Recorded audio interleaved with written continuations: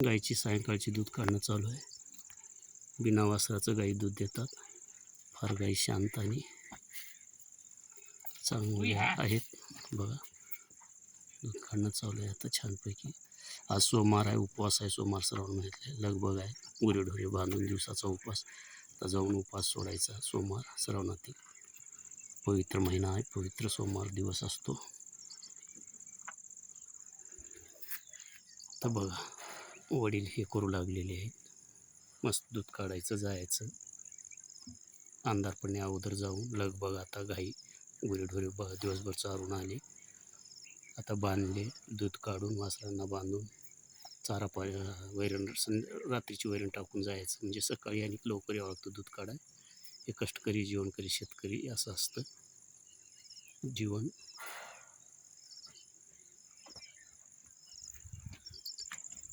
आता वडील दूध काढून आले. दूध काढणं झालं की जायचं.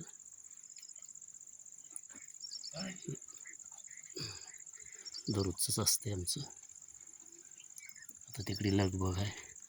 वैरण टाकणं गायली चालू आहे. तिकडं वैरण फिरण टाकणं हे ते करणं लगबग. दिवसभर जन्मल्यापासून मरेपर्यंत भणभणी लगबग. विश्रांती नाही, सतत काम. सकाळी उठल्यापासून रात्री झोपेपर्यंत फक्त झोपल्याच्याच काळात चिंता नाही, काम नाही, टेन्शन नाही, कर्जाचं हे नाही, निसर्ग काय करेल, शेतात कष्ट केलेली येईल का नाही याचं तव्हाच भान नाही. उठल्यापासून झोपेपर्यंत मरमर वनवन, सतत काम. शेतात फिरू काम. शेत असं आहे, शेतातलं तणकट, शेतातले खर्च, पशु, पुन्हा कामं, निसर्ग आपत्ती, निसर्ग संकट यानं जीव कंटाळून गेलेला आहे बळीराजा. आणि बळीराजा वैतागला आहे. बकुळ धैर्य आहे, बकुळ हिंमत आहे, बकुळ कष्ट करतो, बकुळ रात्रंदिवस राबतो. ऊन थंडी वाऱ्यात उघड्या अंगानं अनवाणी पायानं चटके खात कणकर हातानं काळ्या मातीत राबतो. स्वप्न उराशी बांधून गाळलेल्या घामात काळी आई तृप्त होऊन त्यातून सोने मोती उगवते. पण ते सोने मोती पाखराच्या तोंडातून, डुकरा हरणाच्या तोंडातून, निसर्गाच्या संकटातून, कोपातून ते वाचून नेल्याच्या नंतर ताटात भाकर येते. ताटात भाकर आल्याच्या नंतर टुसभर पोट भरतं. जन्मल्यापासून मरेपर्यंत टुसभर पोटासाठी सतत काम, चिंता, टेन्शन, बनवणं, विश्रांती नाही. असं बळीराजाचं जीवन. हे सांगावी व्यथा कुणाला, सांगावी कथा कुणाला. जीवन बळीराजाची व्यथा, बळीराजाची कथा. उघड्या डोळ्यांनी जर निसर्गानं, संकटानं, रोगानं, किडीनं जर हे गेलं पाहून तर बघावं आलेलं दुःख हृदयातच हुंदके देत पुन्हा स्वप्न बघून, आशा बाळगून पुन्हा कष्टानं जोमानं लागावं. व्यापारी लुटतात शेतकऱ्याला.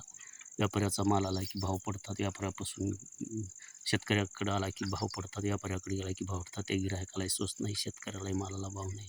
शासनाची धोरणं, सरकारी अधिकारी येशीत बसून शेतीतलं काही माहीत अनुभव नसताना धोरणं ठरवतात. म्हणजे ज्याला शेताचा अनुभव आहे त्याला धोरण ठरवायचा अधिकार नाही. ज्याला शेताचा काही हे नाही ते धोरणं ठरवतात. म्हणून शेतकरी कर्जबाजारी, शेतकरी अडचणीत आहे आणि शेतकऱ्यावर कर्जाचा डोंगर आहे. हे सत्य वास्तव आहे.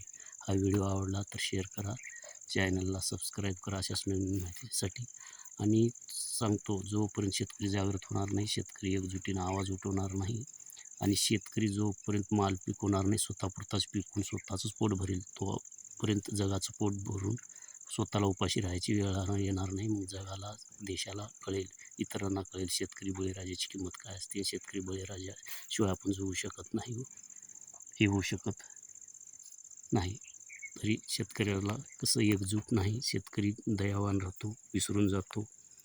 पण व्यापारी हे स्वतःची वस्तू, स्वतःचीच किंमत स्वतः ठरवतात. व्यापारी असो, कंपन्याचे मालक असो, शेतकऱ्याला तसं नाही.